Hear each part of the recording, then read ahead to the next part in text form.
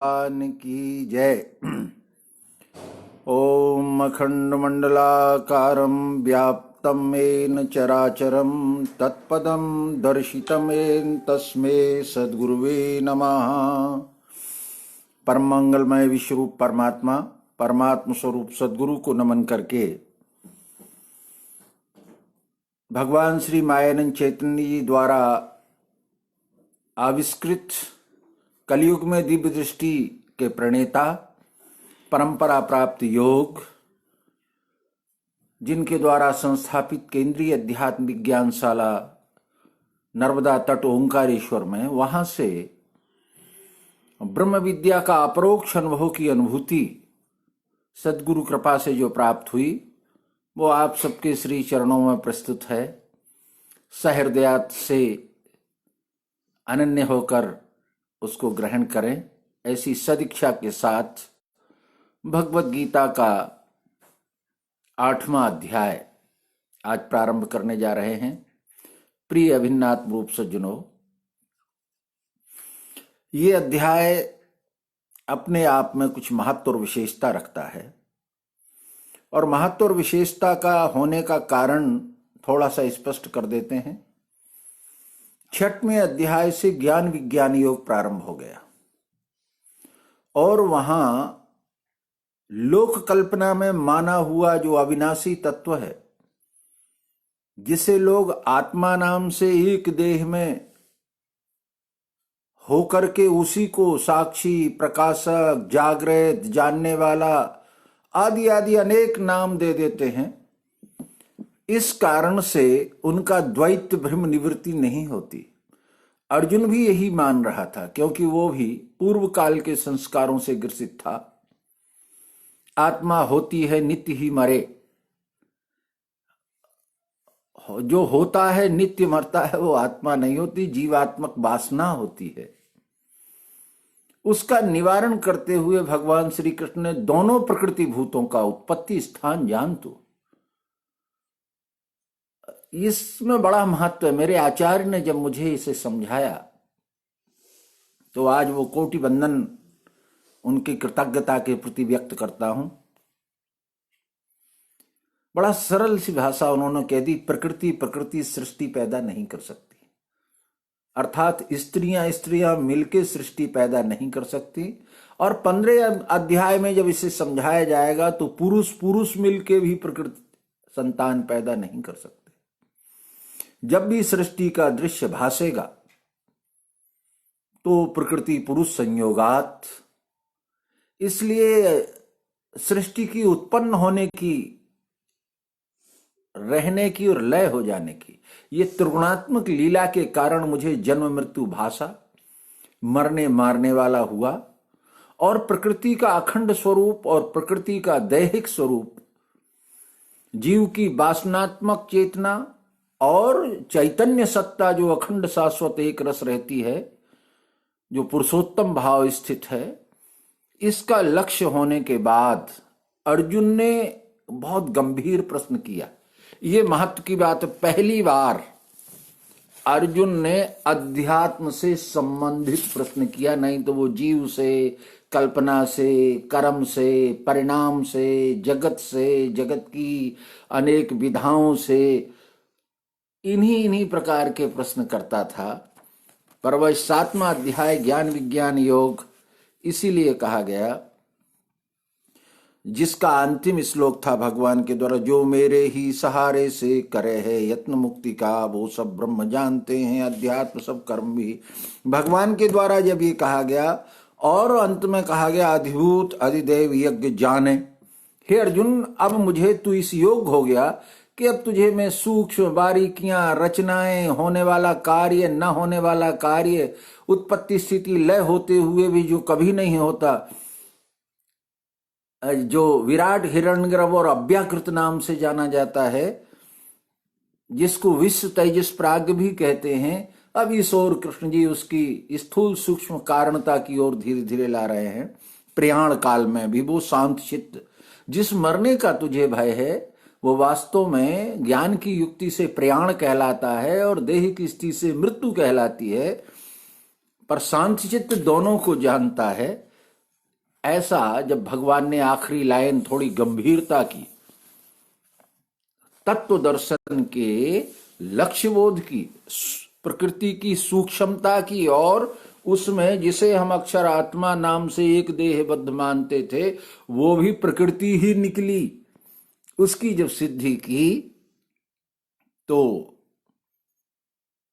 8वां अध्याय प्रारंभ हुआ और इसमें अर्जुन का प्रश्न प्रारंभ होता है। सज्जनों, ये महत्व की बात है कि अर्जुन पहली बार अध्यात्म की गूढ़ और गूढ़तम विषय को प्रश्न के रूप में, यानी उसकी बुद्धि अब स्थूल सूक्ष्म इससे परे कारण को समझने की ओर योग्यता बन गई। तो उसका प्रश्न हो गया कि आपने कह दिया वो अधिदैव अधियज्ञ अधिभूत प्रयाण काल में वो योगी जानता है। तो अर्जुन को एक नया प्रश्न हो गया कि महाराज, कर्म के फल में जानते थे, जैसा करेंगे वैसा भरेंगे, पाप पुण्य जानते थे, स्वर्ग नरक जानते थे, पापियों को मारने से नरक में जाना पड़ेगा, भीख मांगना जानते थे, सन्यास जानते थे, पर ये नहीं जानते थे जो आपने नई नई बातें शुरू कर दी। यहीं से विज्ञान की निष्ठा प्रारंभ होती है, यही अवतार पद की शुरुआत है। यहां से अवतार, अभी तक तो जो पूर्व माने हुए संस्कार थे, पूर्व माने हुए विचार थे, उनका निवारण किया गया। 7वें अध्याय से अर्जुन की विषाद की मान्यताओं का, लोक चलन का, संसार में जो भी अनेक प्रकार की विषमताओं का जो दृश्य था धर्म ईश्वर ज्ञान के बारे में, उसका निवारण करते हुए अब यहां से ब्रह्म विद्या अर्थात ब्रह्म विद्या के अपरोक्ष अनुभव में का शब्द ज्ञान प्रारंभ होता है। जरा इसको भी विवेकी जन जो मनन कर रहे हैं, अपरोक्ष अनुभव का में शब्द ज्ञान और अप्रोक्त अनुभव का प्रत्यक्ष प्रयोग ज्ञान। अपरोक्ष में भी दो भाषा है, जैसे सर्वांग योग नामक ग्रंथ है, भगवत गीता है, ये अपरोक्ष अनुभव तो है पर अपरोक्ष अनुभव का शब्द ज्ञान है। पर इसी में जो 11वें अध्याय में जाएंगे तो अपरोक्ष अनुभव का अपरोक्ष ज्ञान अर्थात प्रत्यक्ष ज्ञान, ऐसे दो भेद हो जाते हैं। तो ये 8वां अनुभव जो अपरोक्ष अनुभव का शब्द से जितना समझाया जा सकता है वो समझाना प्रारंभ करता है। तो प्रश्न मुमुक्षु होना चाहिए, ब्रह्म विद्या का पहला लक्षण है। अगर मुमुक्षु को प्रश्न उत्पन्न नहीं होगा तो तत्वदर्शी आचार्य जिन्हें सदगुरु संज्ञा है उसको कैसे अंतर्भूत कराएंगे, क्योंकि वो सदैव एक रस अखंड शाश्वत एक ही अस्तित्व में बैठे रहते हैं। उसमें मुमुक्षु का आघात लगने से, प्रश्न लगने से, और वो समाधान करते हुए दिखते हैं। अर्जुन का प्रश्न है, हम सब उसी लक्ष्य पे बैठे हुए हैं। किम तद ब्रह्म किम अध्यात्म किम कर्म पुरुषोत्तम अधिभूतम च किम प्रोक्तम अधिदैवम किम उच्चित। अर्जुन का प्रश्न, अधियज्ञ कथम को अत्र देहे अस्मिन् मधुसूदन प्रयाण काले च कथम गेयो अस्नियतात्म भी। अर्जुन बोला, वो ब्रह्म क्या, एक प्रश्न, क्या अध्यात्म, दो प्रश्न, कर्म क्या पुरुषोत्तम, एक शब्द यहां व्यास जी ने लिख दिया पुरुषोत्तम। भले ही अर्जुन देह दृष्टि से गुरु गरियान, अभी अर्जुन उन्हें देह दृष्टि से उत्तम पुरुष मान रहा है। अधिभूत कहा वो क्या, अधिदैविक से कहें। देखिए प्रश्न, वो ब्रह्म क्या एक, क्या अध्यात्म दो, कर्म क्या तीन, पुरुषोत्तम संबोधन है। अधिभूत कहा वो क्या, ये पुरुषोत्तम वास्तव में अर्जुन ने नहीं कहा है। हाँ, आप लोग मनन करें, ये पुरुषोत्तम व्यास जी की श्रद्धा का प्रमाण है। अर्जुन उस समय उन्हें पुरुषोत्तम क्या जाने, जब विश्वरूप दर्शन हो गया तब वो कहता गुरु गरियान, अरे यार मैं तो निद्रा में, हंसी में, खेल में, अब जान पाए हम कि आप गुरुओं के भी गुरु हो, सदगुरु हो, महान गुरु हो। वहां पुरुषोत्तम भाव का लक्ष्य होगा। जब तक विश्वरूप दर्शन नहीं होता तब तक पुरुषोत्तम का भास रहता है। कोई तो है जो ये सत्ता को चला रहा है, कोई तो है जिसके कारण ये सब हो रहा है, कोई तो है जो कर्मों का फल दे रहा है। ऐसा हमारी श्रद्धा के स्वरूप में मैं भी वही होने से उस ओर भास तो होता है, पर उसका अनुभूत लक्ष्य नहीं होता। जैसे स्टेशन ट्रेन के पहुंचने से पहले दूर से लाइटें, गाड़ी का धीमापन आदि आदि देख के ऐसा लगने लगता है कि कोई शहर आ रहा है, ये शहर आ गया है। पर वास्तव में अगर सिग्नल पे गाड़ी घंटों खड़ी रहे आधा, तो कितनी बेचैनी होती है कि आए हुए भी अटके हैं। ऐसे ही मनुष्य देह में आकर के हमारी कर्म ज्ञान भक्ति की जो गाड़ी है, वो भास तो हो रहा है कि कोई तो है, पर वो क्या है, कैसा है, ये वहां पहुंचकर ही जाना जाता है। फिर अर्जुन ने 3 प्रश्न, 4 थे, 5, वो ब्रह्म क्या 1, क्या अध्यात्म 2, कर्म क्या 3, अधिभूत 4, अधिदैवी 5, और अंत में फिर उसी के बारे में पूछ लिया। अधियज्ञ क्या 6 है, देह में 7, प्रयाण काल में कैसे योगी आत्मजयी लखें। ये प्रश्न हो गए। प्रयाण काल में, यहां प्रयाण का अर्थ है एक देह से दूसरी देह में, एक अवस्था से दूसरी अवस्था में जाने को। जैसे हम लोग देह अवस्था में थे, निरी जड़ अवस्था थी, जबकि खाते पीते रहते, जीते मरते थे। थोड़ा ज्ञान हो गया तो हमारा देह अवस्था से छूट के हम भूत अवस्था में आ गए, तत्व अवस्था में आ गए, गुण अवस्था में आ गए, गुण साम्या में आ गए, और अक्षर में जब तक नहीं आए, यानी अविनाशित्व में पूर्ण रूपेण बैठ जाने से सब अविनाशी दिखने लगा, तब पुरुषोत्तम लक्ष्य स्थिर होता है। ये प्रयाण है, ये हैं ज्ञान के प्रयाण। और जिनका शरीर त्याग के दूसरा देह धारण करते हैं, वो कर्म प्रयाण कहलाते हैं। कर्मानुसार देह और कर्मानुसार पुनः देह, उसे भी पुनर्जन्म का नाम भी प्रयाण काल है। तो श्री भगवान बोले, अक्षरम ब्रह्म परमम, इसको लोग वाग अविनाशी ब्रह्म कह के छोड़ देते हैं, पर अक्षरम अविनाशी ब्रह्म परमम, वो परम जो ब्रह्म की श्रेष्ठता है वो पुरुषोत्तम है। यहां परम ब्रह्म, ब्रह्म की श्रेष्ठता पुरुषोत्तम है, और उसका जो स्वभाव अध्यात्म स्वभाव उच्चते, पुरुषोत्तम स्वयं का भाव अपना होना अस्थि भांति प्रिय रूप से सिद्ध करता है। जैसे मैं हूं, अपनी सिद्धि ये गीता सुना के, देह दिखा के, पर देह दिखा के अगर करता हूं तो वो जड़ भाव है, अज्ञान भाव है। गीता सुना के कह रहा हूं ये ज्ञान भाव है, परंतु देह और ज्ञान दोनों जिस चरित्र के निश्चय में बैठे हुए हैं वो पुरुषोत्तम भाव। भूत भाव, देखो भूत भाव है, प्रियत्व ही, शक्कर ही सब रूपों में बनी हुई है, पर जब वो आकृति धारण कर लेती है तो वो रचना में, वो रचना देख के हम उनके नाम दे देते हैं, हाथी, घोड़ा, ऊंट, आदमी।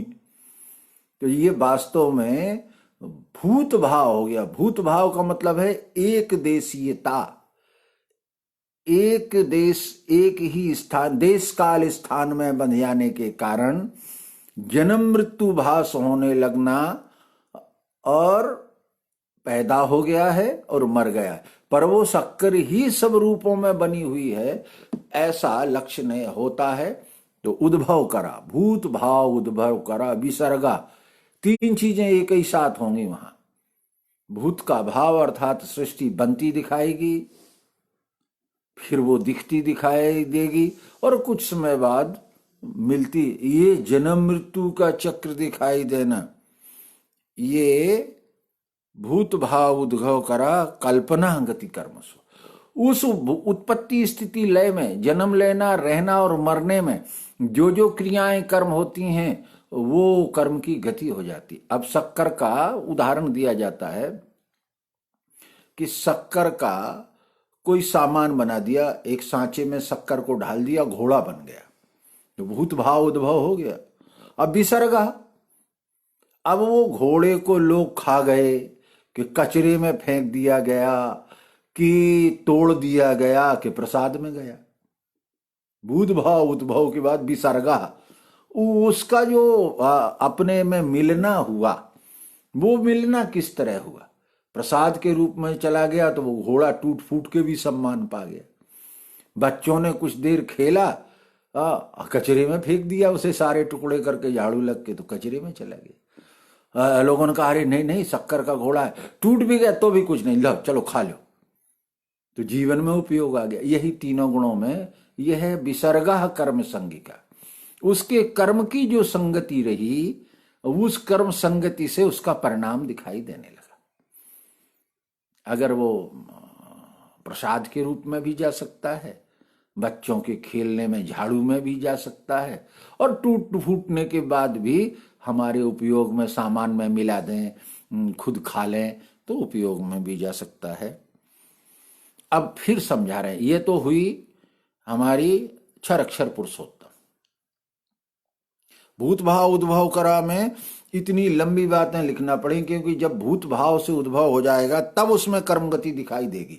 जब तक वो देह रूप से प्रकट नहीं होगा तब तक कर्म गति और कर्म फल, कर्म गति यानी उत्पत्ति स्थिति लय, और कर्म फल देखे योनि बुरी भली, सुख दुख द्वंदादि, लाभ हानि, जीवन मरण, जस अपजस, ये जब तक वो भूत भाव में उद्भव नहीं होगा तब तक दिखाई नहीं देगा। अब उन्होंने समझाया कि जिसके बारे में मैंने इतनी जोर से कहा, कर्ण संग के बारे में, अधिभूत प्रवाही है, अधिदैव स्वभाव ही, देह में पुरुष श्रेष्ठ में अधियज्ञ नाम से। बिल्कुल उल्टी हो गई त्रिपुटी। यहां नीचे समझाया का भूत भाव कल्पना करे, दूसरे में उसी से शुरू कर दिया। भूतों में श्रेष्ठ, भूत अधिश्रेष्ठ, अधि माने श्रेष्ठ, तो भूतों में श्रेष्ठता क्या है?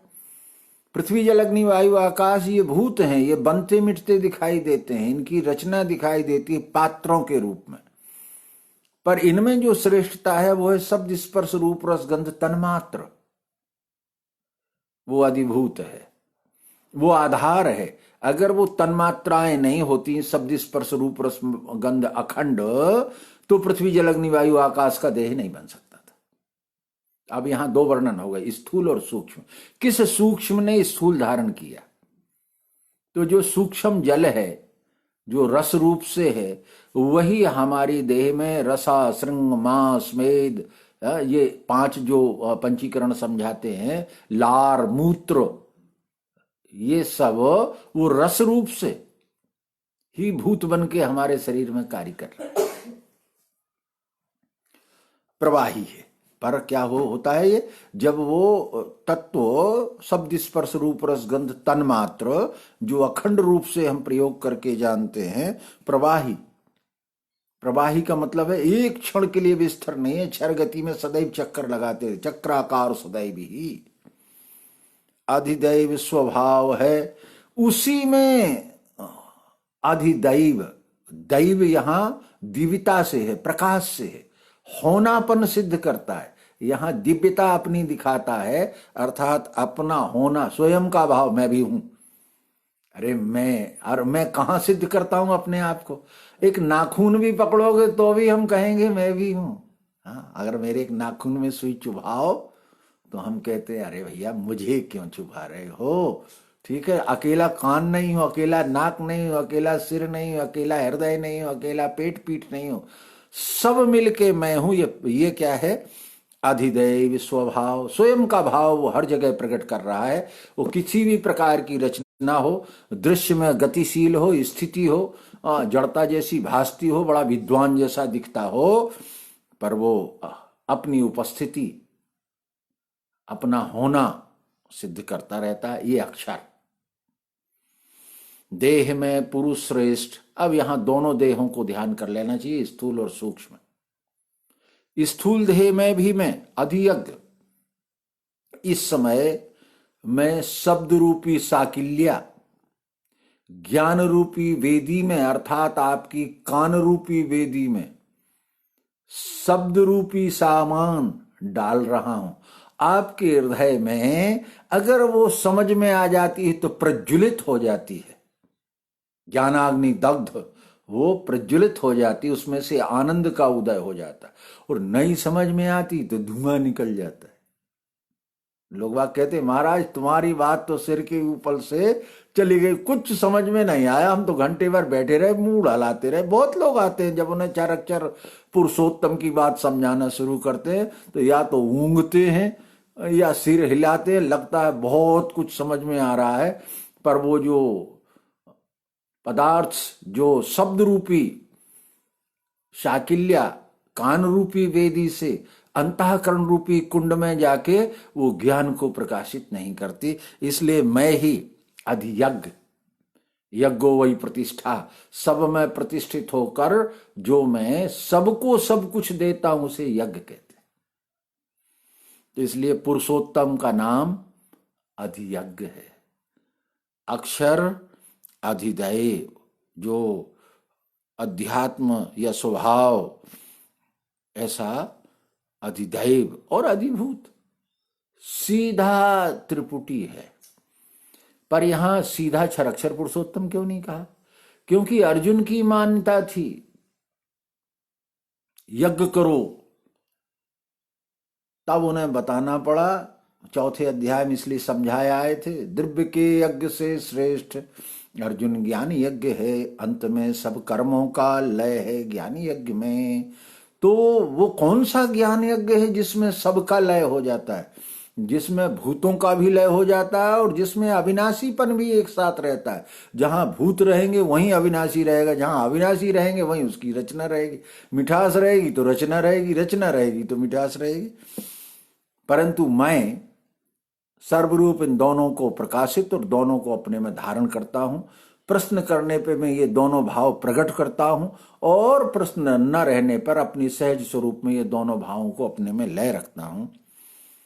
ऐसा जानकर इस रीति ध्यान में लाके मुझको अंत काल में इस रीति से अधियज्ञ स्तर से तुम जान लोगे तो हर एक की ये विश्व में की हमारा अंतःकरण वेदी और उसमें विश्व की सारी साकल्या डाल के हम अखंड रूप की ओर चले जाते हैं। ये तरीका है। ध्यान में लाके मुझको अंतकाल में, अब फिर वो अंतकाल शब्द आया, प्रयाण काल जो पूछा था, तो कौन से काल का अंत करना है? जब हम अविनाशी हैं अक्षर भाव में तो हमारी अवस्था काल, जागृत सुसुप्ति इसका अंत कर लीजिए, तुरिया में चले जाइए। जन्म मरण कर्म फल भोग इसका अंत कर लीजिए। और यहां क्षर अक्षर साकार निराकार जितने भी द्वंद्व हैं इन द्वंद्वों का अंत कर लीजिए। विनाशी हो कि अविनाशी हो तो बड़ी जल्दी हाल शब्द से निकलता है, एक क्षण नहीं लगता कि अविनाशी है। तो फिर विनाशी कौन है? फिर काय को पैदा हुए जब अविनाशी थे? तो अरे हम विनाशी अविनाशी दोनों नहीं, हाँ दोनों ही मेरे कार्य कारण भाव है। हम अपने आनंद के लिए गति करते रहते हैं, स्थिति का आनंद लेते रहते। तो इस रीति ध्यान में लाके मुझको अंतकाल में, और अंतकाल का दूसरा अर्थ कर लीजिए। प्रारंभ काल में क्षर समझ में आता है, जड़ माया जगत ये समझ में आ गया, बहुत लोगों को आ जाता है। मध्य काल में फिर लोगों को अक्षर समझ में आता है, अविनाशी समझ में आता है, प्रकाशक समझ में आता है। उसी को साक्षी नाम से भी अनेक ग्रंथों ने वर्तमान विद्वान में कहा गया है, तो हम उसे समझ लेते हैं, तो हम समझते हैं आप सब जान गए। पर वास्तव में वो सापेक्ष है। वो जब समझ में आता है तो साथ में सामने का दृश्य भी दिखाई देता रहता है। ये दृश्य कहीं आता जाता नहीं, सामने ही खड़ा रहता है। भले ही हम 1000 बार मिथ्या कहे तो जो मिथ्या कह रहे थे वो खुद ही नहीं पड़ जाते ना, उनकी कब्रें बनी रह गई हैं। अब केवल जिन्होंने जीवन भर मिथ्या कहा, अब उनकी कब्र पे हूं नहा कुछ भी नहीं। जो अपने को चैतन्य, अपने को शाश्वत सनातन अविनाशी कह रहे थे, उनके पुतले भर रखे, उनसे प्रश्न करके देखो। हाँ, तो जिनकी नौबत से गूंजता था सदा जग, जिनकी आवाज में लगता था संसार में यही यही हैं निश्चयवान, आज उनकी कब्र पे हूं नहा कुछ भी नहीं।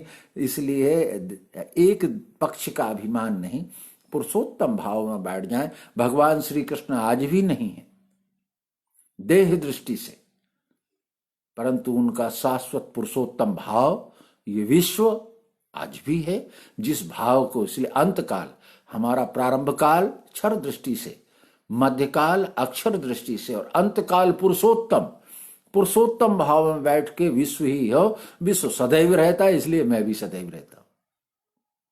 तो अंतकाल में जो देह त्यागता हैगा, अब है गा शब्द एक लगाना पड़ा, नहीं तो गण पूर्ति नहीं हो रही थी, अक्षर नहीं मिल रहे थे।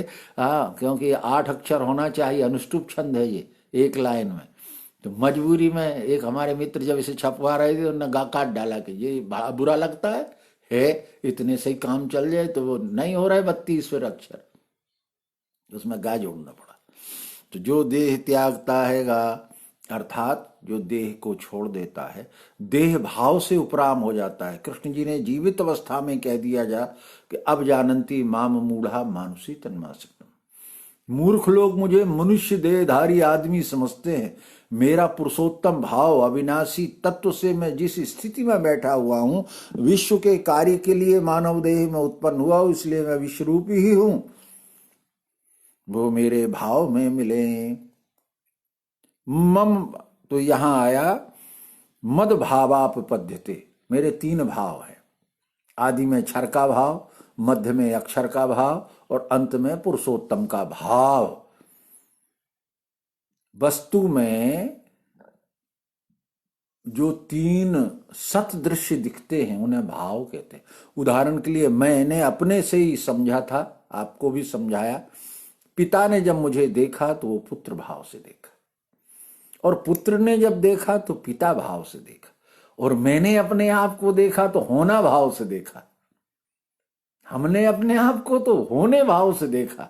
हमारे होने से ही मेरी पुत्रता सिद्ध है, हमारे होने से ही हमारा पितापन सिद्ध है। पर ये दोनों किस में? मेरे में सब। इसलिए मैं पुरुषोत्तम भाव में, ऐसा मेरे भाव में मिले। पुरुषोत्तम भाव में बैठने से हम सर्वभावी होते हैं और सारे कार्य। अब आया आखिर में, यह है देह त्यागने का श्लोक। यम यम वापि स्मरन् भावं त्यजेत कलेवरम तम तमेवैति कौन्तेय सदा तद्भाव भाविता। ये 6वां श्लोक है। जिस जिस भाव को लाके अंत में देह जो त्यजे, उस भाव से युक्त लेवे कौन्तेय जन्म मोह। वहां तक जो पिछले श्लोक तक था वो पुरुषोत्तम भाव था, वहां देह दृष्टि थी नहीं, वो भूत भाव था। प्रकृति में जो शब्द स्पर्श रूप रसगंध तन्मात्र सूक्ष्म रूप से रहता है वो पुरुषोत्तम भाव का है। और अब आया कि देह भाव में कैसे, तो हमारे ये दोनों भाव, पुरुषोत्तम भाव का लक्ष्य, हम यहीं बैठ के तो कह देते मैं क्षर अक्षर रहित पुरुषोत्तम हूं, तो मेरा वो पुरुषोत्तम विश्व भाव है। और यहां बैठ के कह भी देता हूं कि अब तो चाय पीना पड़ेगी, पानी लाना पड़ेगा, तो पानी पीना पड़ेगा, चाय पीना पड़ेगी, तो ये देह भाव है। तो दोनों भावों को जो जानता है यही है सत्साक्षी। सत्साक्षी यही है। अकेली देह के जान लेने का नाम तो सारी दुनिया जानती है। छोटे बच्चे भी कहते हैं रोटी नहीं खाएंगे, भूख लगे आई मां भोजन दो। अब उन्हें भी अपने भूख का साक्ष्य, तो जो छोटे का साक्षी हो बड़े का भी साक्षी है। पर वास्तव में मैं विश्व हूं, मेरे में ही ये 2 स्थूल सूक्ष्म कार्य कारण रूप हैं। ऐसा जो जान लेता है, महाकारण में बैठकर जो साक्ष्य प्रमाण देता है, वो कैसा हो? जिस जिस भाव को लाके, अब देह भाव में, कोई तम भाव में, कोई रज भाव में, कोई सत्य भाव में। अब यहां 6 भाव हो जाएंगे, तम भाव, रज भाव, सत्य भाव, क्षर भाव, अक्षर भाव, पुरुषोत्तम भाव। 6 भाव है। अगर निरे अज्ञानी है, हम नहीं है हमें ये विश्वरूप बोध, तो फिर हम क्या, तो अच्छे शुभ कर्म करके सतोगुणी भाव से जन्म लेंगे। ज्यादा दंड फंद में लगे रहेंगे तो रजोगुणी भाव से जन्म लेंगे, और निज अज्ञान में फंसे रहेंगे तो तमोगुणी भाव से लेंगे। पर हमने विश्व रूप दर्शन हो भी गया, भगवान का सानिध्य हो गया, और भगवान के सानिध्य होने के बाद भी हमारा अभ्यास केवल क्षरभाव का रहा। हम गुणों को जीतने में ही लगे रहे। संसार का व्यवहार अच्छा हो जाना चाहिए, संसार का व्यवहार अच्छा, अरे संसार का व्यवहार अच्छा हो जाना चाहिए तो निश्चय भी तो अच्छा हो जाना चाहिए। तो हम निश्चय कमजोर रहा, और संसार व्यवहार का ये रजोगुण जो है वो इस पे बड़ा ध्यान देता है। रजोगुण सबसे ज्यादा प्रदर्शन पर ध्यान देता है। हाँ, वो मैं एक विद्यालय में जाता था तो वहां वो जूतों की लाइन वो हर लड़के से लगवाई जाती थी अलग अलग दिन। तो वो किस तरह से लगाई गई है उनका उसी प्रकार, उसे वो कौन सा आजकल एक भाषा निकली अंग्रेजी में, लॉ एंड ऑर्डर, उसको उसी परंपरा में। विदेशों में क्या है, अगर आप जो नियम है उसके विरुद्ध चले उन्हें सजा कर दी। सजा के भय से वहां आचरण का दृश्य दिखता है, स्वभाव से नहीं दिखता।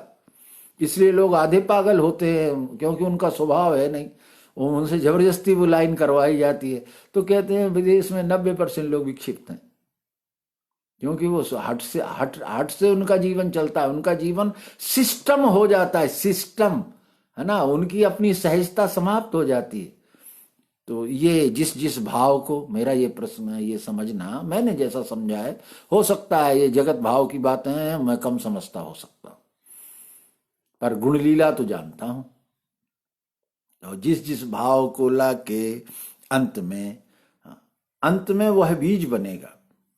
अगर हमने हट से सारा अनुभव सीखा है और सीख के पालन कर रहे हैं, तो हमें अगला हमारा जो होगा वो बस वो जैसे एक इंस्ट्रक्टर पीछे से हाँकता है, एक लाइन में हाथियों को चला देता है, शेरों को चला देता है। शेर कोई लाइन की चलने वाली बात है, पर वो रिंग मास्टर जो है वो कोड़ा दिखा के उन्हें आग में भी कुदाता है, और एक ऐसे हो जाते हम, वो रिंग मास्टर के डंडे से घुमा करते हैं, हमारा निज स्वभाव समाप्त हो जाता है। ऐसे लोग ये जो आज घरेलू दुख, अनेक पीड़ाएं, समन्वय न बैठ पाना, सहन न कर पाना, क्योंकि वो लाइन से नहीं चले, जो जिस घर की जो लाइन है, विरोध एक क्षण क्षण में दिखता है। तो ये उस भाव से लेवे, उस भाव से युक्त लेवे कौन थे। यहाँ सीधा देह भाव का था, इसलिए मैंने ये सारे प्रमाण जगत भाव के और देह भाव के मनोवैज्ञानिक दृष्टि से दिए हैं। मनोवैज्ञानिक दृष्टि कर्म का परिणाम कहलाता है। जैसे हम कुछ दिन मैंने पढ़ाया भी है, शिक्षक भी रहा हूं, हायर सेकेंडरी का मैं चला गया है, मैंने 9 महीने 10 महीने पढ़ाया है शासकीय विद्यालय में, नहीं लगा मन, छोड़ दिया। तो हम देखते थे कि हम जिस समय क्लास में पहुंच गए, सारे बच्चे ऐसे लगते थे साम्य अवस्था में, पर टीचर दरवाजे के बाहर निकले कि फिर चिड़ियां कम चिल्लाती है, क्योंकि वो 40 मिनट बिल्कुल शांत बंधे रहे, तो उनका वो भाव बिना बोले रह कैसे सकेगा। तो ऐसा लगता है कि ये क्लास का मास्टर, अपने आप सारे लोगों को पता लग जाता है कि इस क्लास का मास्टर बाहर चला गया। तो वो ओढ़ा हुआ संयम था, स्वाभाविक नहीं था, वो जगत का कंट्रोल था। पर धीरे धीरे वो कंट्रोल भी हमारे को चाहिए। ज्ञानी को सहज हो जाता है, अज्ञानी को करना पड़ता है। इसलिए सर्वदा, अब कृष्ण जी ने कहा देखो दोनों भाव समझ गया, तो देह भाव से इस तरह होता है, संयम के साथ होता है, और स्वभाव से स्वयं होता है। स्वभाव से चले भूत, हटका काम क्या यहां। इसलिए सर्वदा मेरे ध्यान से मन बुद्धि को मेरे में रख के जूझो, मुझ में मिल जाएगा। एक विद्वान अर्थ करते हैं कि कृष्ण कृष्ण कृष्ण कृष्ण राधे कृष्ण राधे कृष्ण कहा जाओ, तलवार चलाओ जाओ। मैंने कहा धन्य रे, बोले उसमें लिखा है गीता में। इसलिए सर्वदा मेरे ध्यान से, अरे तुम कुछ भी करो, बस भगवान नाम लेते रहो। अब कितना अनर्थ हुआ, अनर्थ की भी हद होती है। तो इसलिए सर्वदा मेरे ध्यान से, मेरा ध्यान क्षर अक्षर संयुक्त विश्वरूप है। जिसमें कर्तापन का अभिमान उदय ना हो, अपना सहज कर्म हो रहा हो, वो काय से करना, ध्यान से मन बुद्धि को पुरुषोत्तम में तुम्हारा मन लगा हो, अर्थात गुणातीत अवस्था हो, कर्तापन का अभिमान जागृत ना हो, बुद्धि में अविनाशित्व सदैव बैठा रहे। एक क्षण के लिए भी ऐसा ना आए कि देह चली जाएगी, हम नहीं रहेंगे, तब तो चरित्र बनेगा। हमें सदैव रहना है, इनके साथ गड़बड़ करेंगे तो कल चौराहे पे निपट लेंगे ये। हाँ, जैसा भय रहता है ना कि मास्टर आके पिटाई करेगा अगर होमवर्क नहीं हुआ, तो ऐसा ही हमारी बुद्धि में हमारा अविनाशित्व तो सदैव रहना है। मेरे में रख के जूझो, मेरे में अर्थात पुरुषोत्तम में, मुझ में मिल जाएगा। तो जो भी होगा उसी से उत्पन्न हुए, उसी में रह रहे, उसी मिल जाओगे। विश्व से उत्पन्न हुए विश्व में, पर हम कब तैयार हैं विश्व में उत्पन्न होने वाले? हम तो ये मानते कर्मों के द्वारा पैदा हुए। देखिए हमारी जो आज की अवस्था है ये देह में, क्या मान के बैठे? कर्मों के द्वारा प्रारब्ध ने ये शरीर दिया है, उसके अनुसार भोग रहे हैं। फिर जैसा कर्म होगा वैसा देह त्याग हो जाएगा। फिर ठीक है ना, हमने अपने आप को कर्मबद्ध, फलबद्ध, जन्मबद्ध और मृत्यु से कुछ जो जो किया है उसके अनुसार प्राप्त हो जाए। पर अकर्ता भाव से विश्व से उत्पन्न हुए, विश्व ही में रह रहे हैं, विश्व में ही मिल जाएंगे। कहां जाएंगे और क्या करेंगे और क्या भोगेंगे? कितना सरल था भोग त्याग। इसलिए अर्जुन, मुझे कुछ भी नहीं करता माने ये युक्त तत्वविद। खावे छोवे लखे सूंगे खोले व नेत्र मूंद ले इंद्रियां इंद्रियार्थों, ये सब वो समझा चुके हैं। इसके बाद इसे समझा रहे हैं, अनन्य मन से पार्थ अभ्यास योग युक्ति से जो मेरा ध्यान करता है पाता है पद दिव्य वो। अनन्य मन से, मन में अन्य भाव न रहे। अन्य भाव तीन गुण है।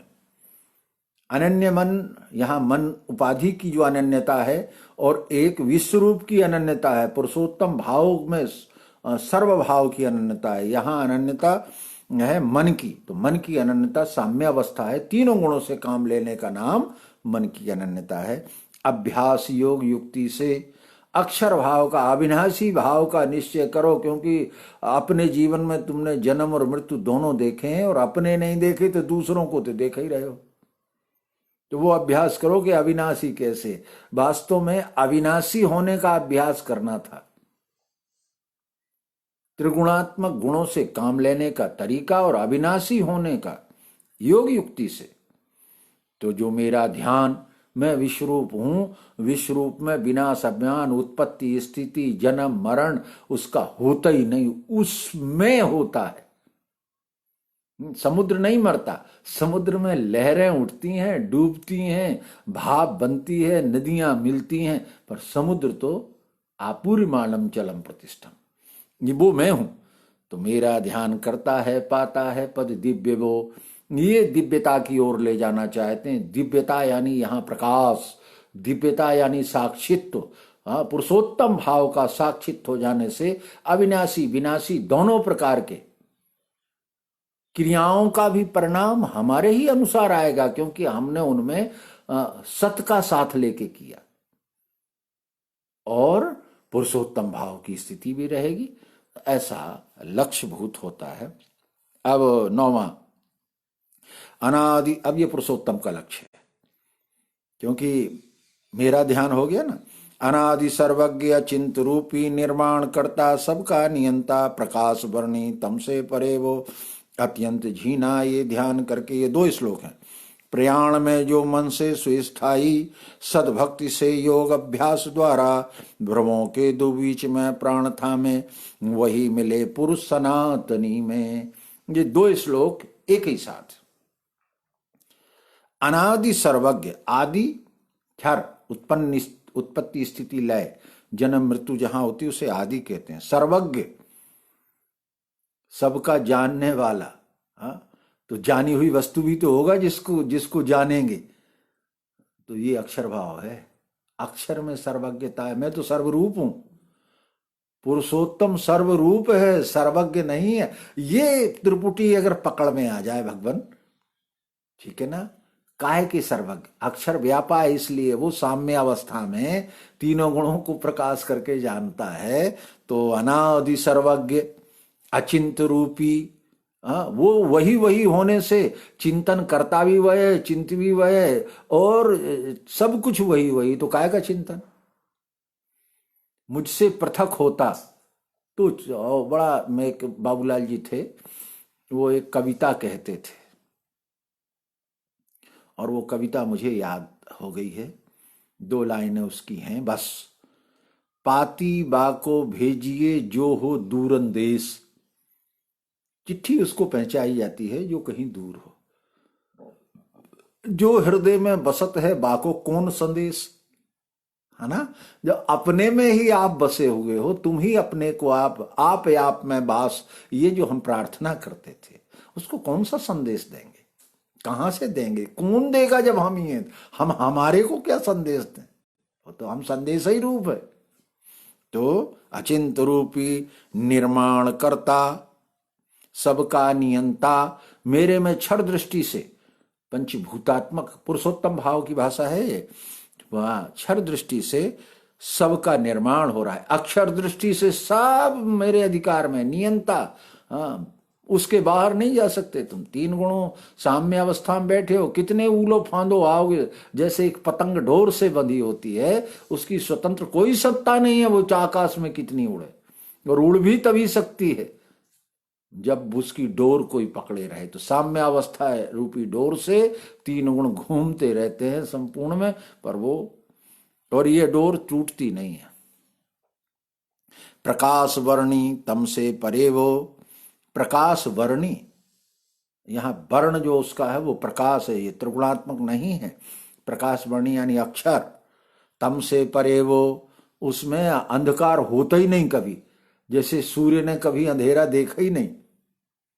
उदाहरण देके हम लोग हास्य करके या प्रमाणों से प्रवचनों में इस तरह कह देते हैं कि सूर्य, अंधेरे ने जाके सूर्य को वो किया, विष्णु को निवेदन कि ये उजेला मुझे रहने नहीं देता, ये बहुत परेशान करता, भगवान हम भी आपके बनाए हैं, पर ये उजेला शिकायत की विष्णु से। तो विष्णु ने कहा ठहरो अंधेरे, तुम इस कोने में ठहरो, मैं बुलाता हूं उजेले को, तुम्हारा आज निर्णय करा देते हैं। तो जैसे ही उजेले ने कमरे में प्रवेश किया तो उन्होंने कहा हाँ अंधेरा, अपनी बात तो रखो, तो ना अंधेरा था ही नहीं। ठीक इसी तरह से ज्ञानावस्था, जब हमें प्रकाश वर्णी तम से परे हो, जिस समय हमें अक्षर अविनाशी का बोध होगा, उस समय ध्यान कर लेना, 3 गुणों की कोई लीला हमें बाधित नहीं कर पाएगी, ये पहचान है, तो समझ लेना आत्मभाव हुआ। अगर 3 गुणों की लीला हमें परेशान करती है, तो अभी अब या में उजेले में हम बैठे हैं, तो हम काहे को कुर्सी से टकराएंगे जब आंखों वाले हैं। तो अगर अंधेरे में तो कोई आशा नहीं की जा सकती, कितने ही तुम ज्ञानी नहीं ज्ञानी के दादा हो, कि नहीं टकराओगे। इसलिए प्रकाश वर्णी तम से, ये द्वंद्व है, तम और प्रकाश। क्षर दृष्टि से 8 में ये तम है, ये हमें सदैव बांधते हैं, हमें कर्म दृष्टि से और अज्ञान दृष्टि से आवृत करते रहते हैं, घेरते रहते हैं। अत्यंत झीना, ये ध्यान, अत्यंत झीना वो पुरुषोत्तम है, जिसके आर पार दिखाई देता है, उसे झीना बोलते हैं। कहते हैं एक पतला सा पर्दा लगा दिया है, जिसके दोनों तरफ ऐसा लगता तो है कि कोई बैठा है। पुराने मुस्लिम संप्रदाय में वो घरों में जो पुराने चलन की दृष्टियां देखी हैं, उसमें एक बड़ा पतला पर्दा लगा देते थे, तो एक महिला वो पर्दे के उस पार बैठ जाती थी, बाहर बैठे लोग, ये लगता तो था कि कोई महिला बैठी है, हुक्म दे रही है। तो एक मुख्तार का हमने वो पढ़ा है, उनका लिखा हुआ रुक्का, वो जागीरदार थी, और वो एक नाई खड़ा रहते थी, नाइन, हाँ उस समय, तो वो लिखते थे मुख्तार बा मुसम्माद, मैं उर्दू की भाषा थी वो, मैंने पढ़ा, मुझे याद है, बा मुसम्माद बैसनीजू जोजे सलमान सिंह बा हुकुम खवास खाने। हाँ बिल्कुल इसी शब्द में लिखा गया था वो, मुझे बिल्कुल एक एक लाइन याद है। हुक्म देते हैं कि इन्हें 4 किता जमीन बा अता फरमा दी जाए, और नीचे सही कौन से आमो व खास मुख्तार खैरात अली, ऐसा उसके नीचे सही होती थी आमो व खास मुख्तार खैरात अली। ले वो खैरात अली ने पट्टा रुक्का लिख दिया और वो उनको दे दिया। तो हम इसमें इससे कहना क्या चाह रहे थे, अत्यंत झीना, लिखने वाला कोई है, मिल किसी को रहा है, ठीक है, पर आदेश वहां से हो रहा है। तो ये जो पुरुषोत्तम है उसी में ही ये दो दृश्य हैं, प्रकाश अप्रकाश, ज्ञान अज्ञान, दृश्य अदृश्य। अत्यंत झीना, अगर पुरुषोत्तम भाव में बैठ जाओगे तो ये दोनों से, दोनों प्रकार से, दोनों प्रकृतियों से बनाने बैठते हुए भी तुम्हारा अपना होना सदैव सिद्ध रहेगा। तभी तुम यथार्थ कार्य कर सकते हो। प्रयाण में जो मन से सुस्थाई, अब अगर गति करना है, मैं क्षर भाव में बैठा हूं, गुण भाव में बैठा हूं, पृथ्वी भाव में बैठा हूं, तो हम पृथ्वी भाव यानी जड़ भाव, भोग भाव, उससे थोड़ा चले चित्त भाव में आए, थोड़ा सा योग किया, फिर अग्नि भाव में आए तो कुछ ज्ञान किया, फिर वायु भाव में आए तो कुछ चरित्र किया, फिर आकाश भाव में आए तो व्यापक हो गए। ये हमारे भावों का, जैसे हम पहले घर से पढ़ने के लिए गए तो विद्यार्थी रहे, कुछ दिन में पढ़े तो उन्होंने कहा ग्रेजुएट हो गए, कुछ दिन में फिर हम टीचर हो गए, फिर कुछ दिन में हम उसके डायरेक्टर हो गए। तो हम ही हैं, पर हमारे वो स्थान भेद के भाव बदलते चले गए। सदभक्ति से योग अभ्यास द्वारा भ्रवों के दो बीच में प्राण थामे, वही मिले पुरुष सनातनी में। भ्रवों के दो बीच में प्राण थामे, यहां दो नेत्र, अज्ञान से देखने पर जिसे हम, जड़ता से देखने पर जिसे क्षर कहते थे, चेतना से देखने पर जिसे हम अक्षर कहते थे, ये दोनों भावों के बीच में, दो भावों के बीच में साई रहे समाय, तो वो पुरुषोत्तम है जिससे ये दोनों प्रकाशित हैं, दोनों जिसमें लय हैं। ये केवल ये दो हमारी आंखों के बीच में जहां लोग तिलक लगा देते हैं तो उसकी मान्यता कर लेते हैं कि इसी बीच में बैठा है वो। एक पंथ है अपने देश में, उस पंथ का नाम ले देता हूं मैं, राधा स्वामी। तो वे तिरकुटी कहते हैं, इसे तिरपुटी नहीं कहते, वो कहते हैं तिरकुटी में ध्यान करो। तो वे यहाँ को, यहाँ जहाँ ये लगाया जाए, बोले इसीलिए लगाया जाता है, ठंडा बना रहा है तो यहाँ तुम्हारा ध्यान हो जाए। यहीं से ब्रह्मरंध्र और कौन लल्लाट गुल्लाट भ्रमर गुफा से पार करके फिर सद क्या क्या नाम रखे हैं भगवान जाने हैं उनके बीच में। तो अब वहां साफ लिखा है भ्रमों के दो बीच में प्राण थामे। प्राण माने चेतना है, प्राण माने जागृति है, प्राण माने ज्ञान है। नहीं तो हाथ पांव नाक चल रहे हैं, खा पी रहे हैं, पर जब ज्ञान नहीं है तो उन्हें पशु प्राण कहते हैं। वही मिले पुरुष सनातनी में, सनातन पुरुष पुरुषोत्तम है। पुरुषस्तु अन्य परमात्मा इति उदाहरता यो लोक त्रयमा विश्व विवर्ति अव्यय ईश्वरा। सनातन पुरुष पुरुषोत्तम है, विश्व है, उसमें के ये दो जो पुरुष हैं, क्षर अक्षर, क्षरा सर्वाणि भूतानि कूटस्थ अक्षरोच्यते, ऐसे ये दो जो उसमें के पुरुष हैं, ये कार्य कारण रूप है। जिन्हें कहें अक्षर वेद वेदता, जहां मिले हैं यति वीतरागी पालन, जिसके हेतु से वृंजन संक्षेप में वो पद हूं लखाता। अब यहां से उन्होंने वो अधियज्ञ नाम से जिसे कहा गया, जो सबका के साथ है, सबका उपयोगी है और सबसे निर्लेप है, जिसे कहें अक्षर वेद वेदता, जानकार लोग जिसे अविनाशी कहते हैं। जहां मिले हैं यति वीतरागी, यत्न करने वाले, राग द्वेष आदि से रहित साम्यावस्था वाले वे, पालें जिसके हेतु से ब्रह्मचर्य, जिस कारण से लोग संयम से अपना जीवन पालन करते हैं। संक्षेप में वो पद हूं लखाता, वो मैं पुरुषोत्तम पद की ओर अब तुम्हें ले जा रहा हूं। कैसे जाओगे भाई? तरीका क्या है? कितना सुंदर तरीका, यही करते हैं सर्वांगियों। रोक के सब द्वारों को ये मैं मन खींच के, भौं के मध्य में प्राण बैठा के योग जो करे। रोक के सब द्वारों को, आंख का, कान का, जिह्वा का, रस का जो विषय रूप था वो अखंड तत्व रूप हो गया। अब रस जल रूप से सर्वत्र है। खट्टा तीखा चिरपिरा उसका ये विषय है।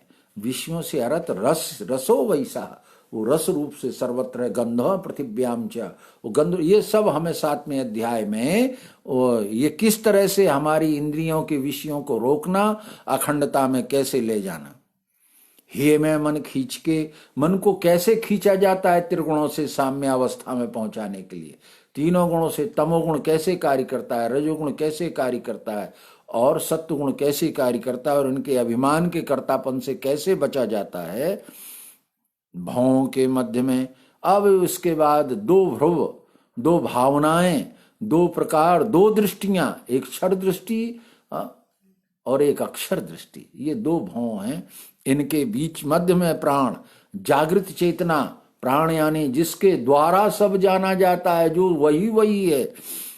बैठ के योग अर्थात पुरुषोत्तम योग, विश्वरूप योग, सर्वांग योग करे। कैसे करे? एक अक्षर ओ ब्रह्म कह के मेरे ध्यान से, जो देह छोड़ के जावे उसे श्रेष्ठ गति मिले। एक अक्षर ओम, एक अक्षर ओम त्रिपुटी है, एक अक्षर ओम, ओम यानी क्षर, एक अक्षर यानी अक्षर कह के मेरे यानी पुरुषोत्तम। ओम जो है वो ओम तत्सत क्षर में का दृश्य है। ओम नाम से संज्ञार्थ ओम कहें श्रुति, वो जब दृश्य रूप हो जाता है तब हमें ओंकार मात्र सचराचरम जगत, तब वो जगत के रूप में ओम की दृष्टि में सर्वत्र दिखता है। इसलिए भगवत गीता में ओम तत्सत, सत ही तत् होकर ओंकार रूप में दिखता है, उसे ओम तत्सत कहा जाता है। तो यहां एक अक्षर ओम, अक्षर भाव से भी लोग ओंकार को बोलते हैं। एक ओंकार कर्ता पुरुष जैसा यहाँ बोला जाता है गुरुवाणी में, तो गुरुवाणी साहब में एक ओंकार कर्ता पुरुष अकाल अजूनी सैवम गुरु प्रसाद, मैंने उस अविनाशी तत्व को, यहाँ ओम अविनाशी तत्व है। अगर एक ओंकार की ओर जाते हैं जिसका ये सारा दृश्य है, वो अक्षर है। कह के मेरे ध्यान से, मेरे यानी पुरुषोत्तम के ध्यान से अर्थात अक्षर भाव को धारण करके, जो देह छोड़ के जावे, अक्षर पुरुषोत्तम का विलय विश्व रूप में करता हुआ देह भाव की भावना से जो छूट जाता है, वो उसे श्रेष्ठ गति मिले। ये गति है, अभी स्थिति नहीं है, उसे श्रेष्ठ गति। हाँ, अच्छे हैं आप, अवतार हो जाएंगे, भगवान हो जाएंगे, आप संत हो जाएंगे, अभी गति रहेगी। पर और थोड़ा आगे जाओ, अब दूसरी बात कह रहे हैं, अनन्य भाव से मेरा खंड ध्यान जो करे, उस नित्य युक्त योगी को पार्थ में सल हूं सदा। या एक ओंकार सब छूट गया, कहना भी नहीं है, क्योंकि कहने के लिए जीव होना पड़ेगा, कहने के लिए हमें व्यक्ति बनना पड़ा। एक ओंकार कह के कहने वाले हो, करता हो, है ना। तो ये स्थूल दृश्य है, वो भी श्रेष्ठ गति में है। और ये स्थिति में अनन्य भाव से मेरा, अब दोनों स्थिति समझ लें हम कि जब हम अभ्यासु हैं, आज हम लोग अभ्यासु हैं, तो हम लोग उत्तरोत्तर तत्प्रयाता गच्छन्ति ब्रह्म ब्रह्म विदो जनः, हम उत्तरोत्तर गति की ओर, श्रेष्ठ स्थिति की ओर बढ़ने का प्रयास कर रहे हैं। उसकी ये मनन है। उसके लिए हमें वो एक अक्षर ओंकार ब्रह्म, हमें अक्षर अविनाशी ओम को भी जानना है, मेरे पुरुषोत्तम को भी जानना है, और अक्षर भाव का ध्यान करते हुए ये शरीर भाव छोड़ना है, मृत्यु नहीं। देह भाव हमारा कितना छूट रहा है, देह भाव छूट रहा है तो तत्व भाव में आएंगे, तत्व भाव छूटेगा तो गुण भाव में आएंगे, गुण भाव छूटेगा तो गुण साम्या में आएंगे, गुण साम्या भाव छूटेगा तो अविनाशी हो जाएंगे। फिर कुछ नहीं छोड़ना, फिर छोड़ पकड़ गई। ऐसे नित्य युक्त, नित्य युक्त, नित्य यानी पुरुषोत्तम, युक्त क्षर अक्षर योगी को पार्थ में स्वल्प हूं सदा, उसमें कुछ करना धरना नहीं है ही, मुझे एक प्राप्त अब जो है ही, जिनकी स्थिति हो गई है, पहले गति में थे, श्रेष्ठ गति, फिर स्थिति हो गई, मुझे प्राप्त किए पीछे महात्मा श्रेष्ठ सिद्धवान, माम उपेतु कौन्ते दुख लाय शाश्वतम, मुझे प्राप्त किए पीछे महात्मा श्रेष्ठ सिद्धवान, विनाशी दुख का स्थान पुनर्जन्म नहीं लिखें। मुझ पुरुषोत्तम में बैठकर फिर अब ये आत्मा नहीं रहे, जीवात्मा भी नहीं रहे, ये हो गए महात्मा। अब ये त्रिपुटी हो गई, जीवात्मा, आत्मा और महात्मा। जीवात्मा एक देशी था, आत्मा सर्वव्यापी था और महात्मा सर्वरूपी है। सिद्ध, यही सिद्ध करना था, सिद्धवान हो गए इन्होंने। क्षर अक्षर दोनों को प्रकाशित भी करते हैं और दोनों को लय भी कर लेते, बता देते हैं नहीं है दोनों और कह देते हैं है भी दोनों। हाँ, योगेश्वरी देख है सब भूत मेरे में, नहीं है भूत मेरे में। हाँ, तो लोग बात कहते तुम तो उल्टी पलटी मारते हो। ठीक बात है, मारते हैं हम। पुरुषोत्तम में जब बैठेंगे है हाथ मेरे में, ऐसा हाथ फैला के दिखा देंगे है, और ऐसा कर लेंगे तो नहीं मेरे में काहे का हाथ मात, मैं तो मैं ही मैं हूं, नहीं है हाथ मेरे। ऐसा सरल ढंग से अपने अपने अखंड शाश्वतता को समझना। विश्व में अब आया, विश्व में सभी लोग चक्र में जन्म मृत्यु के, मेरी प्राप्ति हुए पीछे कौनते जनता नहीं। विश्व में सभी लोग, सप्त भूमिकाओं को सप्त लोग कहते हैं, वहां तक हमारी जन्म मृत्यु होती है। अज्ञान में तो होती ही है, पर अक्षर भाव में भी जाने पर जन्म मृत्यु होती है, ये बात को समझ लें। अक्षर भाव अविनाशी भी हो गए तो हम यहाँ जब जन्मेंगे तो हम अविनाशी भाव का प्रचार तो करेंगे, पर मेरा देह भाव, व्यक्ति भाव ये नहीं जाता। इसलिए जो अविनाशी भाव में बैठे हैं उनसे ही मतपंथ संप्रदाय बनते हैं, क्योंकि उनमें चरित्र की गरिमा होती है, उनमें ज्ञान का अनुभव होता है। वो उनकी बात अविनाशी भाव में बैठे होने से ठीक लगती है, लोग अनुयायी हो जाते हैं। पर वो अविनाशी भाव विनाशी का सापेक्ष होने से सापेक्षता नहीं छूटती, पुरुषोत्तम भाव नहीं मिलता। इसलिए विभूतियों के द्वारा समझाए हुए विचार ही आगे जाके मतपंथ संप्रदायों में परिवर्तित हो जाते हैं। और अवतार जो है पुरुषोत्तम भाव में रहता है, उसमें दोनों भाव विनाशी अविनाशी को उदय करता है और दोनों को विलय कर देता है। इसलिए अवतार पद को कभी भी संप्रदाय बनने का भय नहीं रहता। इसलिए ना राम का आज तक कोई संप्रदाय है, ना कृष्ण जी का कोई संप्रदाय है, वो सबके हैं और सब उनके हैं।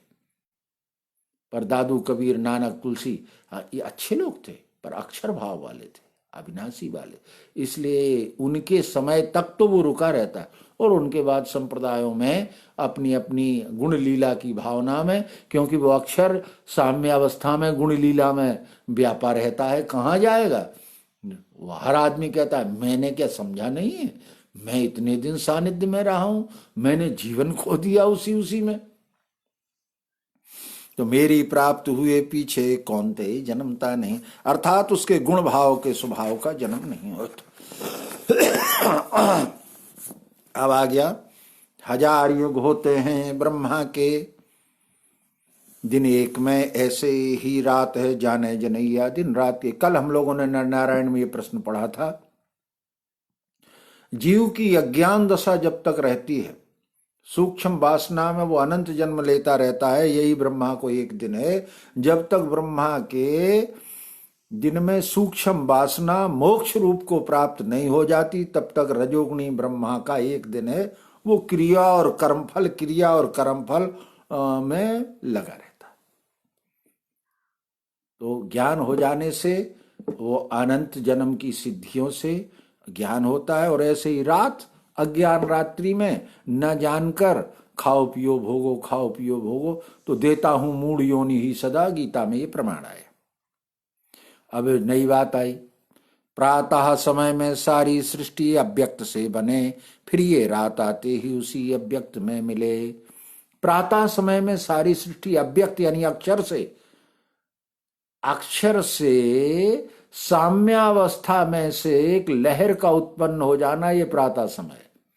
फिर घूम फिर के आके उसी लहर में फिर मिल गई कर्मानुसार ने, रात हो गई। वो स्वयं पुरुषोत्तम की ओर नहीं आ पाती, साम्यावस्था तक तो आती है। शुभ कर्म करने से, सतोगुणी भाव से उसे साम्य का भास होने लगता है। देखो भैया, शांति से रहना चाहिए, कितना सरल भाषा बोली जाती सारे संसार में। हम तो शांति के पक्षधर हैं, शांति से रहना चाहिए। जीवन में शांति आ गई, सब कुछ आ गया। और वो अपने गुणों का आदर्श, अपने गुणों के चरित्र की भावना, अपने गुणों के चरित्र का परिणाम शांति में देखना चाहता है, सुख में देखना। यहां तक पहुंचना केवल साम्यावस्था है। इसलिए मायानंद जी से पूछा गया कि शांति, बोले शांति की इच्छा ही अशांति है। बड़ा विचित्र नर नारायण में उत्तर है। शांति की इच्छा ही अशांति है। काहे के शांत? अरे शांत हो गए तो हुए काय में शांत? वो साम्या में तो गुणमयी में से प्रकट हो रहे हैं। तो आप तुम्हें 24 घंटे डर लगा रहता है कि इसमें गुण घूम रहा है। जैसे एक दाना चक्की के किनारे घुस गया और वो चक्की चल रही तो कील कब तक पकड़े रहेगा? वो कील ही होती है ना, अब तो नहीं चलती, पर जो कील के पास बना रहता है कितनी देर, जब ऊपर से दूसरा दाना आया तो तुझे भगना ही पड़ेगा। तो फिर नकटा ऊंचा होगा या पिस जाएगा। इसलिए शांति इच्छा ही, अरे मैं बड़े आराम कील पकड़े हूं, अब मैंने परमात्मा को पकड़ रखा है। हाँ, तुम पकड़ने वाली और पकड़ी हुई वस्तु दो हो गए ना। तो ये बात है। जे वैसे ही भूत ये सारे बारंबार परवशी, दिन में पार्थ होते हैं, रात्रि में लय में मिले हैं। ये सृष्टि का क्रम अज्ञान की रात्रि से उत्पन्न होते हैं। ज्ञान की रात्रि में उन्हें कुछ ज्ञान भासता रहता है और फिर वो उसी साम्यावस्था रूपी लहर में मिल जाते हैं। ये सब मुझे जानने वाले लोग नहीं है। अब आया मुझे जानने वाले कैसे? लय में सब भूतों का जिसका नाश है नहीं, वो अव्यक्त से न्यारा स्थाई सद्भाव, और ये आ गया पुरुषोत्तम। लय में सब भूतों का लय हुआ साम्यावस्था में। आठों का लय स्थान साम्यावस्था जिसे कहें, अव्यक्त यानी अक्षर, उससे न्यारा पुरुषोत्तम, जिसमें व्यक्त अव्यक्त ये दोनों खेल होते रहते हैं। ये दोनों, जैसे मैं जब पैदा हुआ तो दांत नहीं थे, इसका यह अर्थ नहीं कि हमारे में दांत नहीं थे, पर वो अव्यक्त थे। फिर 9 महीने बाद वो दिखने लगे तो व्यक्त हो गए। तो मैं पुरुषोत्तम में ये व्यक्त अव्यक्त दोनों ही बातें होती रहती हैं। जिसे अक्षर अव्यक्त कहा, गति श्रेष्ठ वो, जो पाए पे नहीं लौटे सो मेरा निज धाम। यहां भ्रमित मत हो जाना।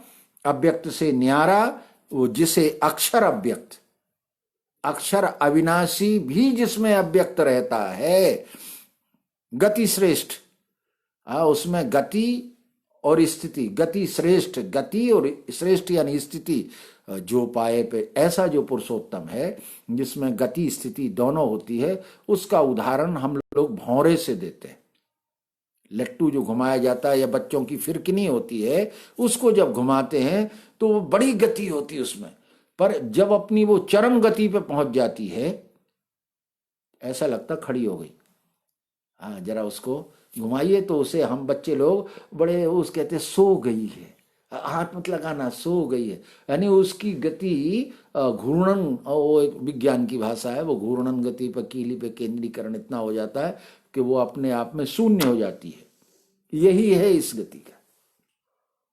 तो गति भी है, गति ही स्थिति के रूप में है और स्थिति ही गति के रूप में है। इसलिए वो पृथक सत्ता नहीं भासती कि गति है कि स्थिति है, पर है तो।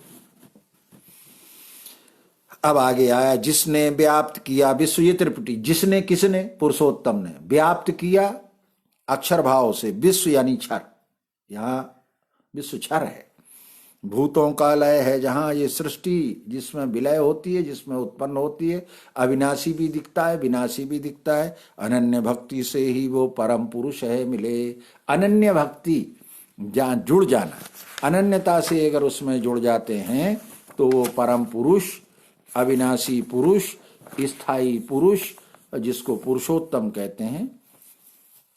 अब ये बता रहे अर्जुन, तेरी ये थी कि कहाँ चला जाऊंगा मैं, अगर इनको आताताइयों को मारूंगा तो नरकमानियते वासी, मुझे नरक की प्राप्ति हो जाएगी। सुना है हमने, तो मैं बताता हूं कहाँ जाया जाता है, कौन सी जगह पहुंचते हैं, किन किन कर्मों से।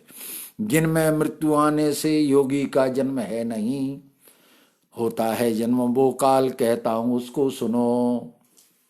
कैसे मिलता है हमें, हम भी अपने को समझ लें कि हम कहाँ जाएंगे।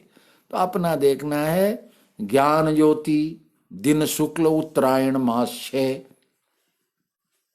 इस काल में देह छोड़ जो ज्ञानी ब्रह्म में मिले।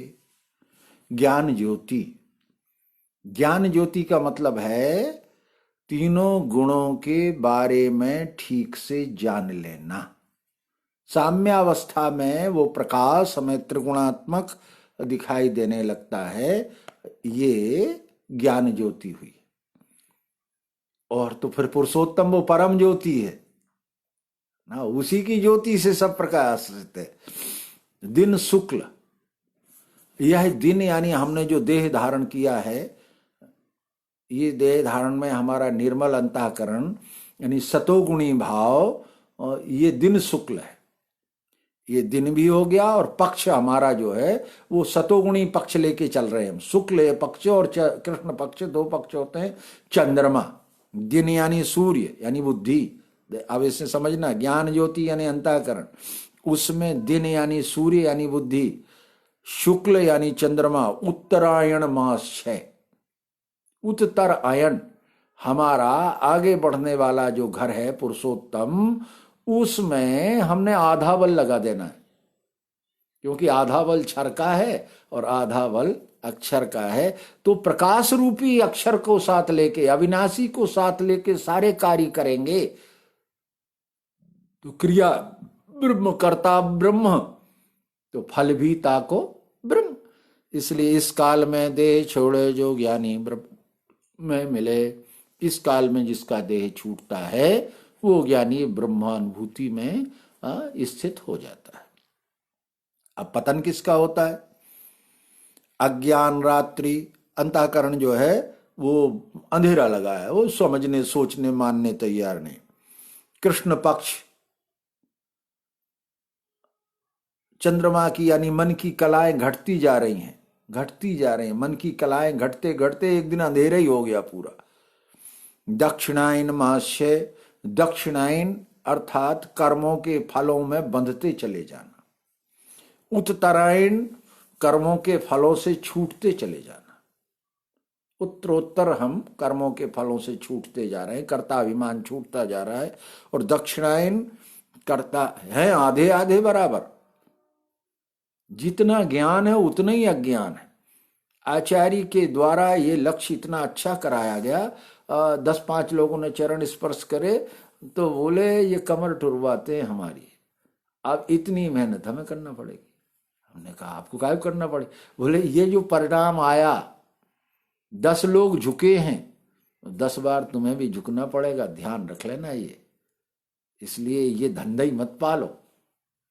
कहते थे संचालक जी ये धंधा ही मत पालो, नहीं कमर की अपनी तैयारी रखो, नहीं तो कर्म फल बांधोगे, कर्म फल बांधोगे तो भोगोगे। दक्षिणायन जाना है कि उत्तरायण जाना है? उत्तरायण जाना है तो चुका दे। 10 लोगों ने प्रणाम किया है तो तू 10 का तो प्रणाम कर ही लेना। और वो कहते थे कि प्रथम प्रणाम करना मास्टर का काम है, बड़े बनना है तो पहले नमस्कार करना सीखो, तब विद्यार्थी बोलेंगे बेचारे ये तो अज्ञानी है। अब तुम इनसे आशा करते हो कि ये तुम्हें नमस्कार करें तब तुम इन्हें आशीर्वाद दो, तो तुम आचार्य नहीं बन पाओगे। तुम्हें उत्तरायण नहीं होगा, दक्षिणायन हो जाएगा। इतना सूक्ष्म निरीक्षण गुणों का किसको गर्ज पड़ी है? हाँ, शुक्ल कृष्ण गति दो ये स्थायी हैं इस विश्व में। इसलिए कर्म के परिणाम में विनम्रता अगर किसी ने दिखाई है तो सो काहू का नहीं हरे, ये संतों का ज्ञान, लौटा दीजिए उसकी पूंजी। उसकी पूंजी उसने आपको दी है, आप उसे लौटा दीजिए, और खा गए तो बेईमान हो। दोनों को जानने वाला शुक्ल किस गति, ये दो स्थायी है इस विश्व में। एक है मुक्ति की दाता, देती है जन्म दूसरी। हे अर्जुन, अपनी इंद्रियों को, मन को, बुद्धि को उत्तरोत्तर प्रकाश में बढ़ाते हुए सद्गुरु सानिध्य में ज्ञान विज्ञान योग के साथ ये विश्व ही परमात्मा है, इसमें सनय सनय धीरे धीरे उत्तरोत्तर विकास कर जाओगे तो पुरुषोत्तम भाव स्थिति हो जाएगी। नहीं तो कुछ दिन लगेगा कि अक्षर भाव हो गया, कुछ दिन लगेगा मैं प्रकाशक हो गया, कुछ दिन लगेगा मैं जानकार साधु संत ज्ञानी विज्ञानी, और धीरे धीरे जगत के भावों में फिर आश्रम होगा, फिर आश्रम में गाय होगी, फिर गाय की गोबर होगा, फिर गोबर के लिए फिर रखाने वाला होगा, फिर रखाने वाले की व्यवस्था होगी, फिर भीख मांगने के लिए चौराहे पे आ जाए। तो दोनों को जानने वाला योगी कोई नहीं फंसे, इसलिए सर्वदा पार्थ रहना योग युक्ति से। ये दोनों को जान ले, जानकर यथा उचित जहां जैसी जरूरत है वैसा करना, एक पक्ष लेके मत रह जाना। पुरुषोत्तम भाव किसी में नहीं बीनता, वो करे विश्व का नाश मारता बीतता नहीं।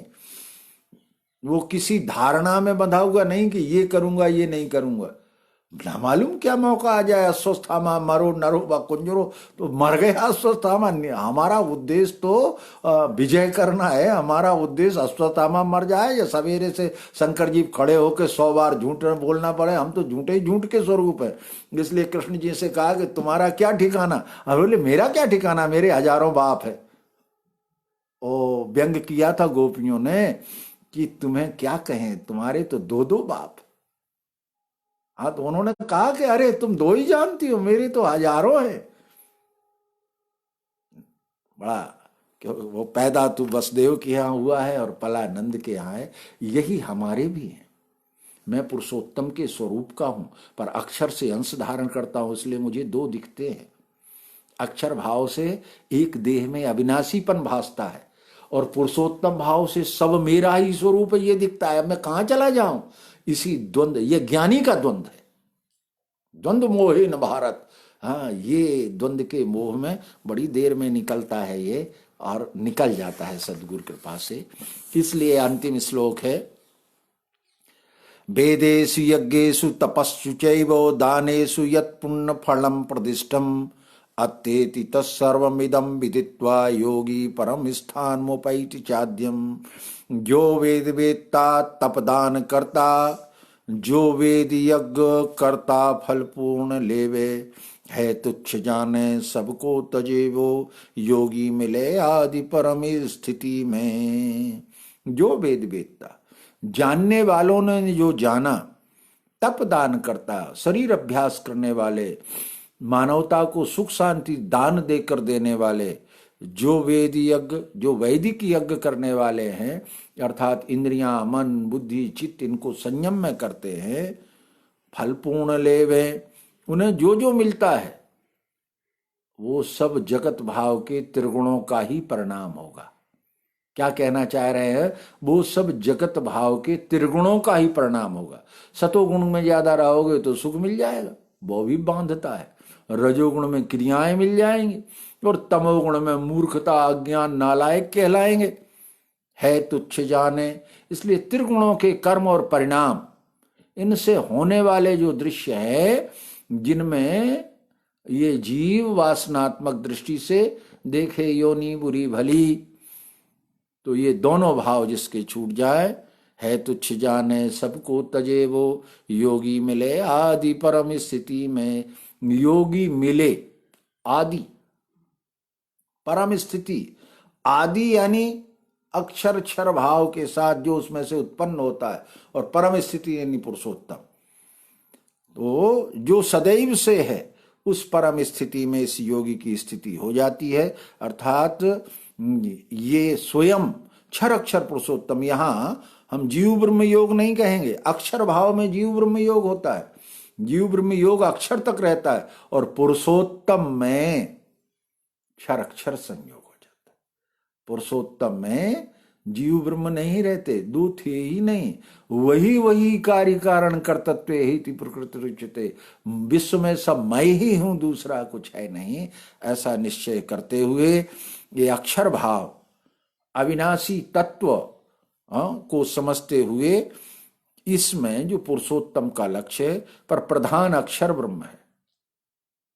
अब अर्जुन के अविनाशीपन को और देह त्यागने को, और ज्ञानी के देह त्यागने, 2 प्रकार की देह त्याग का वर्णन, देह दृष्टि से देह त्यागने वाला जो अज्ञानी है, और ज्ञान दृष्टि से देह त्यागने वाला, अवस्थाएं त्यागने वाला, जागृत सुप्ति, यह पंचभूतात्मक रचना, त्रिगुणात्मक रचना, गुण साम्य रचना, अक्षर रचना, ये चारों प्रकार की देहों का जिसने विश्व रूप में विलय कर दिया, वो अवस्थातीत है, देहातीत है, सर्वातीत है, और अखंड शाश्वत सनातन है। वही मैं हूं, उससे अभिन्न मेरी कोई सत्ता नहीं है। ऐसा जानते हुए यहाँ ब्रह्म विद्या अंतर्गत विज्ञान योग शास्त्र विषयक श्री कृष्णार्जुन संवाद रूप श्रीमद् भगवद गीतोपनिषद में का अक्षर ब्रह्म संज्ञक ये 7वां अध्याय पूरा, 8वां अध्याय पूरा हुआ। ये 8वां अध्याय तो पूरा हुआ, पर इसकी फिर से हम एक बार 2-4 मिनट में इसकी भ्रमग्रस्त अवस्थाओं का फिर से वर्णन कर देते हैं। इसमें जब हम ये श्लोक पढ़ते हैं कि 1000 युग होते हैं ब्रह्मा के एक दिन में, ये जीव भाव का रजोगुण रूपी ब्रह्मा जहां से साम्यावस्था में से मेरा पृथक फूटना हुआ कि मैं देह हो गया, और देह में कोई प्रकाशक बैठा है, देह में कोई उजेला बैठा है, देह को कोई चलाने वाला बैठा है। अरे वही देह हो गया, ये भूल गए। तो फिर इसको हजारों जन्म लगते हैं, बहुनाम जन्मना मनते, तब कहीं जाके ये पता लग पाता है कि वही हो गया, कोई नहीं है, वही है। पर एक जगह चमक रहा है, बकाये में व्यापा है। वो चमकने वाले स्थान विशेष की खोज में अपने को अलग से देखना चाहता है, और ये नहीं है लय में सब भूतों का। इसलिए वो एक जगह ये भ्रम निवारण है। और दूसरा है